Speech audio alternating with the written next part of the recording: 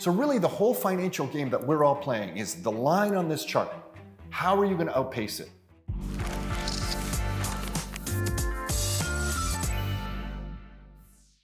Okay, the line on this chart is probably the most important thing we all need to know if you're gonna get ahead financially here in Canada and basically all around the world.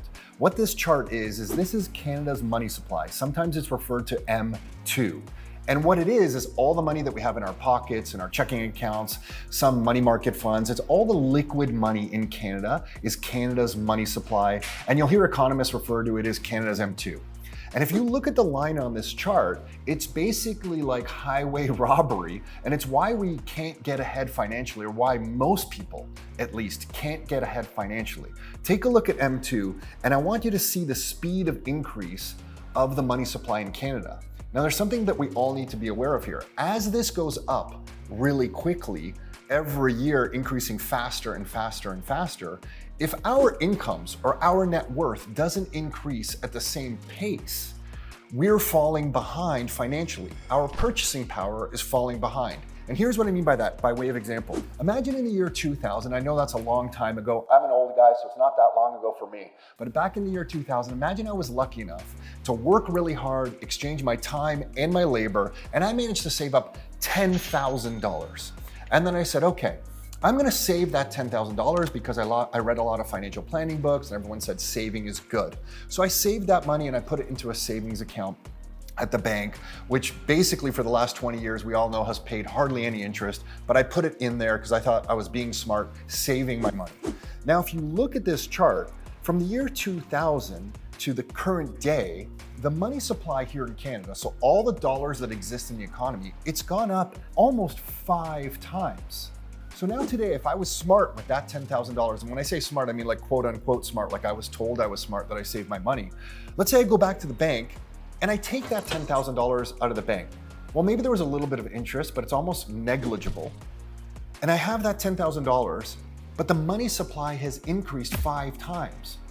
I have only 1/5 of the purchasing power with my $10,000 that I had today versus when I first put it in the bank.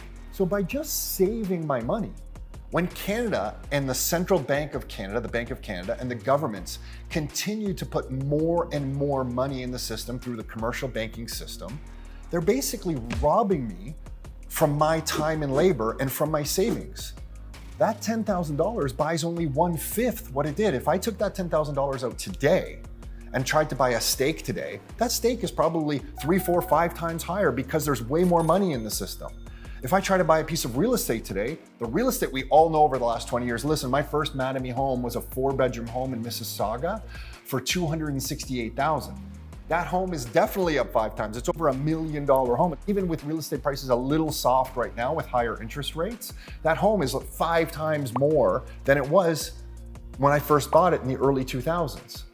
So if you don't understand that the money supply is working against you and that you need to increase your income and your net worth at a faster speed than this chart is going up, you're always gonna fall behind financially.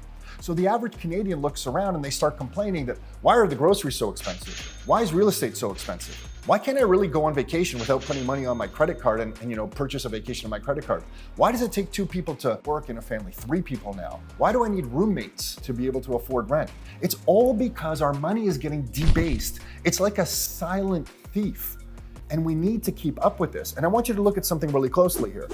If you look at that M2 chart and you look back from 1969 to 1980, look at the increase in the money supply. Now look at 1980 to 1990, it increases a little faster.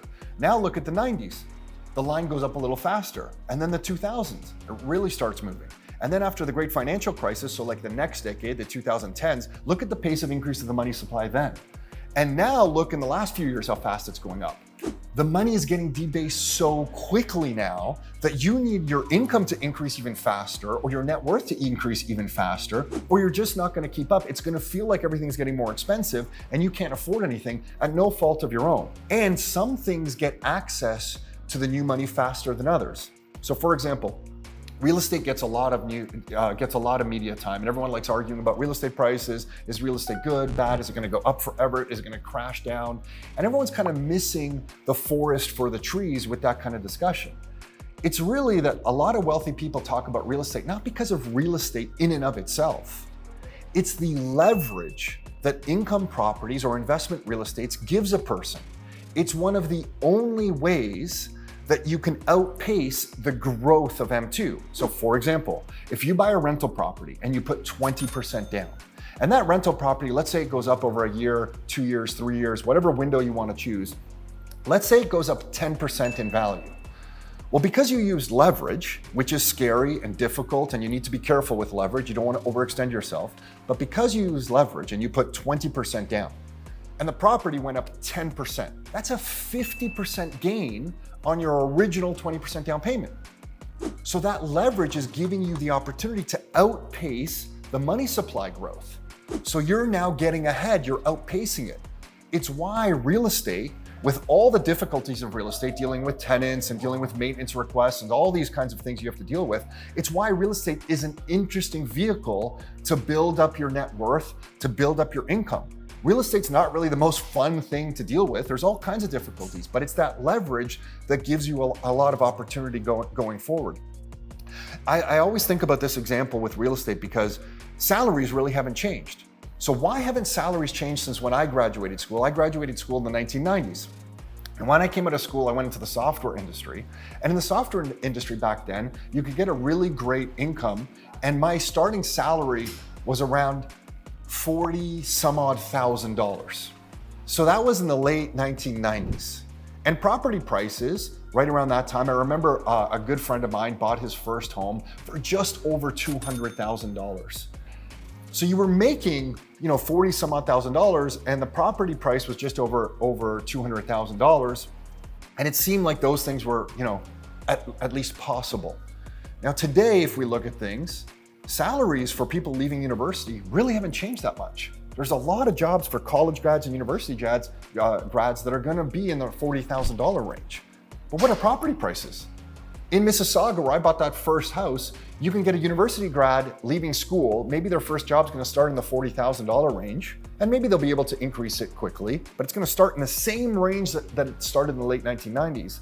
But the 4-bedroom Mattamy home that I bought for $268, that my friend bought just for over $200,000 a few years before me, is now over $1 million. It's like $1.5 million. Why is that? And the reason that is that when Canada debases the money supply, the way it does it in a way where people don't notice where the money's going to first. Because we have a credit-based money, the money comes out into the system first from people who borrow. Well, who borrows the most money? It's people who are buying real estate. So what gets impacted the most, the quickest? It's real estate prices, because all the fresh money that is getting printed and putting into the economy drives up real estate prices. And then in Ontario, when you also have a fundamental lack of supply for the crazy population increase that we've had over the last 5, 10, 20 years, you now have the fundamentals out of balance on the supply demand of real estate, but you have all this new money flowing into real estate first. So real estate prices go up really quickly. But somebody working a job down the street, whether they're, a contractor, they're a grocer, a plumber, an electrician, whatever they're doing, they kind of technically get the money last, because the money comes out into the system through credit. Whatever is accessing that money, whether it's new cars, new real estate, gets the money first. And if you're working, the money goes through an employer first, and ultimately to you, the employee, you pay taxes, and then you get what's left over. So your salary, whatever's left, you're just not keeping pace with the growth of assets that get access to the money first. So it's worth it for all of us to study Canada's M2 and understand how this thing works. At the next time there's a crisis, let's say there's a financial crisis, if you look at this chart and you go back to 2008 or so, when there was the great financial crisis in the US, you'll notice that M2 money supply just slows down a little bit, and then they ramp it really high to try to keep the economy going. So right now, when we're recording this video, interest rates are really high, and M2 has come down a tiny little bit. If you look at Canada's M2 money supply, you can see it coming down a tiny little bit, and that's creating all kinds of havoc in the country. There are layoffs happening very quietly right now. Nobody really wants to talk about them. Everybody kind of sort of knows we're in a recession, but it's not official just yet. That tiny little drop in M2 is causing all this pain in the economy. So if I extrapolate a little bit forward, 6 months, 12 months, 8 months, what is the Bank of Canada and what is the government likely going to do to pull us out of the next crisis if this gets a little bit worse? They're likely going to juice M2 even higher.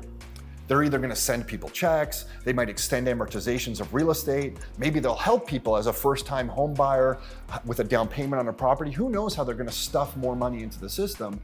But I do have a strong suspicion, and this is my opinion only, that M2 is not going to come down a lot because that would collapse the whole economy. It's likely going to go up a lot more. And people argue about this all the time, so it's worth you studying it and investigating this stuff so you understand it yourself. My bet is on it might come down a little bit more with higher interest rates, but then in whatever sneaky fashion the Bank of Canada and the governments decide, it's going to go up. And if you're not prepared in that environment, your purchasing power is going to get debased again. Because in my example from earlier, if my $10,000 in the year 2000 that I saved to today, if it's worth 1/5 the purchasing power, what happens if this goes up a lot over the next decade? The dollars in my pocket are going to get debased even further. I try to explain this to my kids when they were younger. They're a little bit older now. I said it's a lot like having a really rare hockey card or baseball card. If you had a really rare Wayne Gretzky card at school, it was worth a lot. You could probably trade it for like a BMX bike or something because that rookie Wayne Gretzky card was hard to get and hard to find. But over the weekend, if somebody came to school and they happened to have 100 Wayne Gretzky rookie cards and they came into that school, well, how much can that Wayne Gretzky rookie card get? The guy that was going to give you his BMX bike in exchange for that Wayne Gretzky rookie card might say, whoa. I want like 4 or 5 Wayne Gretzky rookie cards now because these things are everywhere. It's the same thing with the Canadian dollar. When they push more into the system, your very valuable $100 or $10,000 or $100,000 of savings become less valuable because the supply of money has grown so much more. So you need to figure out ways in your life how you're going to outpace that. So when you're building your own career or when you're working with your income or when you're investing, you have to outpace this. There's this one chart that we really like where somebody on Twitter I saw took the S&P 500 and they mapped it against the debasement of US money supply. So like the growth in money supply in the US. And if you look at this chart, over the last 20 years, the value of the S&P 500, like the stock market index, only grew like 4% over 20 years. Because when you take into account the debasement of the currency, the purchasing power you would get by cashing out the S&P 500 if you were invested in it with your $10,000 20 years ago, you only gained 4% in purchasing power. And that's because there's so many new dollars in the system. So even investing in the stock market really didn't get you ahead. So really the whole financial game that we're all playing is the line on this chart. How are you going to outpace it? And if you love your career, absolutely stay in your career. But you're going to have to find ways for your financial net worth or your income to outpace this chart, or you're just going to get poorer and poorer and poorer. And it's sad and it's depressing, it's horrible. But that's the state we're in. That's the financial system, the way it works. The money that we have now is not a commodity-based money.